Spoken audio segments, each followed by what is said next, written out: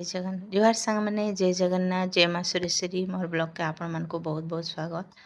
आउ बहुत दिन पर यहाँ मुई मोर लॉन्ग वीडियो शूट करी आज हूँ सुदशा व्रत सकाल सकाल मुई रेडी हो गली न झुंटी झुंटा भी पकईदेली न तापर महाप्रभु भी गोधे गोधा कर रखीदे आईटा बाटे जेन पूजा करसन कलश आर माँ पाद चिन्ह पूजा कर पलि आसली न आई व्रत करवार लगी बहुत दिन अपेक्षार मुई थी कहे कि मझीरे मोर पीरियड लगी मुई व्रत कर ना पारू थे आर इथर भी कर ना पारे बोली भावुली किंतु माँ दया हेबारु पीरियड आगु हो गला से लगी मुई पूजा कर पारुछे मन रे भक्ति थिले माँ भी साहाय्य करसन मुई बहुत थर चिंता कली न भाव हेन्ता हेउचे मोर सांगे जेनटा कि मुई भावुछे माँ बहुत दया अच्छे ताकर पूजा करवार लगी मुई भावुथी इथर कर ना पारे से थर कर ना पारे गुरुवार मासे भी 5 पाली पड़ला गोटे पाली नाई करि पारे बोली भावुଥିଲି किंतु एंता माँ कृपा है जे मुई सबू 5 पाली रंगे गुरुवार मासर पूजा करि पारिथिली आर ये सुदशा व्रत भी कर ना पारे न बोली भावुଥିଲି पीरियड लगी किंतु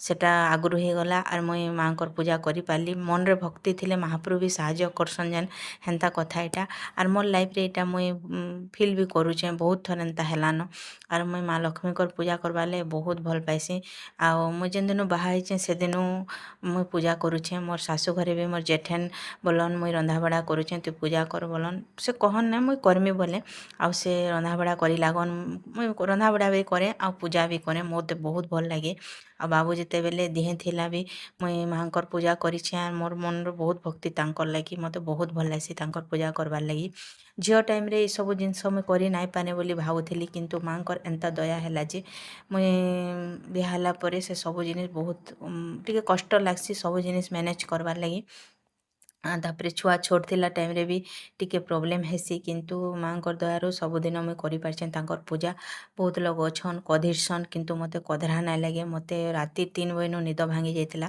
सुदशा व्रत करवार लगी आउ एतकी बेलु उठिकरी काँ करमी बोली भावली किंतु मते निद ही नाई लागला उठली तापर सबू काम सारिकरी गधा पधा करी माँ को गधे पधे कर सजे बसे कर बसे देली व्रत भी चढ़े देली तापर माँ लगी मुई पद्ममालार गोटे माଳ ଆଣିଥିଲି ସେ ମାଳ ବି ମାଆଙ୍କୁ ପିନ୍ଧେଇଦେଲି ଆଉ ସଜେଇ ଗଜେଇକରି ପୁରା ମାଆଙ୍କୁ ଭଲ୍ ଦିଶବେ ଏନ୍ତା ସେନ୍ତିକରି ବସେଇଦେଲି ଆମେ ଏନ୍ତା ନାରୀମାନେ ସଜେଇ ହେଉଛୁଁ ହେନ୍ତା ହିସାବରେ ମାଆଙ୍କୁ ବସେଇଛେଁ ଆପଣମାନଙ୍କୁ କେନ୍ତା ଲାଗ୍ବା କହିବେ ମୁଇଁ ଯେତେ ଜାନିଛେ କରିଛେଁ ତାପରେ କଳସ ବି ବସେଇ ଦେଇଛେଁ କଳସ କେମିତି ବସାସନ୍ ତ ଆଗରୁ କହିଥିଲି ଆଉ ଗୋଟେ କଳସରେ ପାଣି ଭରିଦେବେ ତାପରେ ସେଥିରେ ଅକ୍ଷତ ଟିକେ ପକେଇଦେବେ ଅକ୍ଷତ ବୋଇଲେ ହଳଦୀ ମିଶେଇକରି ଚାଉଳ ଯେନ୍ଟାକି ୟୁଟ୍ୟୁବ୍ ମାନଙ୍କୁ ବତଉଥିସନ୍ ମୁଇଁ ସେଇ ହିସାବରେ କରିଛେଁ ଆଉ ମିଠା ଜିନିଷ ଟିକେ ପକେଇଦେବେ ତାପରେ ଦୁବ ପକେଇଦେବେ ସୁନାର ମୁଦି ହଉ କି ରୂପାର ଜିନିଷ ରୂପାର ନାଇଁ ପକାନ୍ ସୁନାର ଜିନିଷ ଯଦି ପକେଇ ପାରବେ ବହୁତ ଭଲ୍ ଆର୍ ଫୁଲ ଦୁବ ସବୁ ଦେଇକରି ମୁଁ ଗଣେଶଙ୍କନୁ ପୂଜା କରିଦେବି ତାପରେ ଏଇଟା ମୁଇଁ ଭୋଗ ବାଢ଼ିଥିଲି 3 ଜାଗାରେ ଭୋଗ ଲଗାବାର୍ ଲାଗି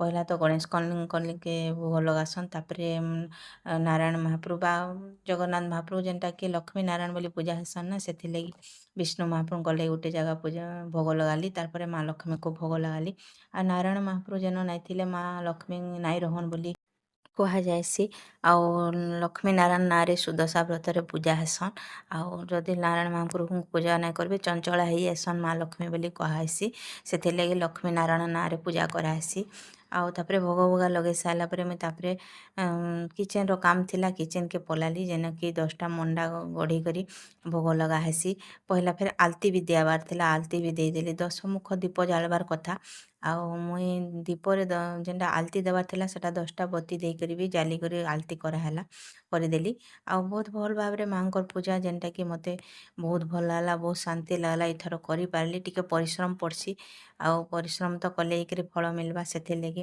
ପୂଜା କରବାରେ ମନ ଥିବାର୍ କଥା ଏଇଟା ଦେଖୁନ୍ 10ଟା ଦୀପ 10ଟା ବଳିତା ଦେଇକରି ବତୀ ଦେଇକରି ଯେନ୍ଟାକି ମୁଇଁ ଆଲତି କରିଥିଲି ମାଆଙ୍କର ଆଉ ଆଲତି ଦେଇଥିଲି ବହୁତ ବଢ଼ିଆ ଭାବରେ ଦେଖୁନ୍ ବହୁତ ସୁନ୍ଦର ଦେଖାଯାଉଛି ଆଉ ପୂଜା କରବାରେ ମନ ଥିବାର୍ କଥା ଆଉ ମନ ଥିଲେ ସବୁ ହେସି ଆପଣମାନେ ବି ଜାନିଛନ୍ ଆଉ ବହୁତ ଭଲ ଭାବରେ ମୁଇଁ ପୂଜା କରିଥିଲି ମତେ ତ ବହୁତ ଭଲ ଲାଗଲା ଆପଣମାନଙ୍କୁ କେନ୍ ଲାଗଲା କଲା ବେଲେ ପୂଜା ମତେ କମେଣ୍ଟରେ ଜଣାବେ ତାପରେ ଏଇଟା ମୁଇଁ କିଚେନ୍କେ ଯେନ୍ ପଲେଇ ଆସିଲି ସେନ ନଡ଼ିଆ ଏଇଟା ପାଗି ଦେଇଛେଁ 10ଟା ମଣ୍ଡା କରବାର୍ ଲାଗି ମୁଇଁ ଚାଉଳରେ ମଣ୍ଡା କରିଥିଲି ଏଥିଲାଗି ଅରୁଆ ଚାଉଳ ପିସେଇକରି ଏଇଟା ଯତ୍ନି କରିଛେଁ ଯତ୍ନି ଧରିକରି ସେଥିରେ 10ଟା ମଣ୍ଡା ବନେଇ ଦେଇଥିଲି ଆର୍ ତାପରେ ମାଆଙ୍କର୍ନେ ଭୋଗ ଲଗାଲି। ଆଉ କ୍ଷୀରି ବି ବନେଇଥିଲି। କ୍ଷୀରି ମଣ୍ଡା କରିକିରି ଭୋଗ ଲଗାସନ୍ ଇଟା। ଆଉ କ୍ଷୀରି ମଣ୍ଡା ଭୋଗ ଖାଇକିରି ବି ରହେସନ୍। କିନ୍ତୁ ଆମର୍ ସେନ ତ ଅରୁଆ ଭାତ ବି ଭୋଗ ଲଗା ହେସି ମୋର୍ ଶାଶୁ ଘରେ ସମସ୍ତେ ହେନ୍ତା କର୍ସନ୍। ଆଉ ଇଟା ମୁଇଁ ପହେଲା କ୍ଷୀରି ମଣ୍ଡା ସବୁ ଲଗେଇ ଦେଇଥିଲି କ୍ଷୀରି ମଣ୍ଡାରେ ଭୋଗ ଲଗାସନ୍ ବୋଲିକିରି। ଆଉ ମୁଇଁ ଭାତ ଭୋଗ ଏ ଟାଇମ୍ରେ ନାଇଁ ଲଗେଇନ। ଆଉ ମୁଇଁ କ୍ଷୀରି ମଣ୍ଡା ଭୋଗ ଲଗାମି ବୋଲି ଭାବିଥିଲି। ଆଉ ଇଟା ଦେଖୁନ୍ ସବୁନ ଭୋଗ ଲଗେଇ ଦେଇଛେଁ। ସୁଦଶା ବ୍ରତରେ ସବୁ 10 ସଂଖ୍ୟାରେ ଭୋଗ କର୍ସନ୍ ବୋଲି ଭୋଗ ହଉ କି ଜାଣା ତାକର୍ ଆମ୍ବ ଡାଳ ବି ଦେଖୁନ୍ ମୁଇଁ 10ଟା ପତ୍ର ଦେଇକିରି ଲଗେଇଛେଁ। ଆଉ ଦୀପ ବି ଯେନ୍ଟା ଜାଲ୍ବେ 10ଟା ଦୀପ ଜାଲ୍ବେ ହେନ୍ତା ବୋଲି କହେସନ୍ 10 ସଂଖ୍ୟାରେ ସବୁ କର୍ସନ୍। ଆଉ 10ଟା ଦେଇକିରି କର୍ବେ। ତାପରେ ବହି ମୁଇଁ ପୂଜା କରିଦେଇଥିଲି। ବହି ଆଗ୍ରୁ ଟିକେ ପାଶ୍ରି ଦେଲି ବହି ପୂଜା ନାଇଁ କରିଥାଏ ସେଥିଲାଗି ବହିକେ ବି ଆଗ ପୂଜା କରିଦେଲି। ଆର୍ ମାଆଙ୍କର୍ ଠାନେ ଭୋଗ ଲଗେଇଦେଲି। ଆଉ ମାଆଙ୍କର୍ ଦିନ ବହୁତ୍ ବଢ଼ିଆ ଲାଗ୍ସି। ଆଉ ଆପଣମାନ୍କୁ ତ ମୁଇଁ ବହୁତ୍ ଥର କହିଛେଁ। ଆଉ ଏତେ ଭଲ୍ ଲାଗ୍ସି ଯେ କେନ୍ତିକିରି ଟାଇମ୍ ପଲେଇଗଲା ସେ ଦିନଟା ଆସିକରି ଯେ ଜଣା ବି ନାଇଁ ପଡ଼୍ଲା।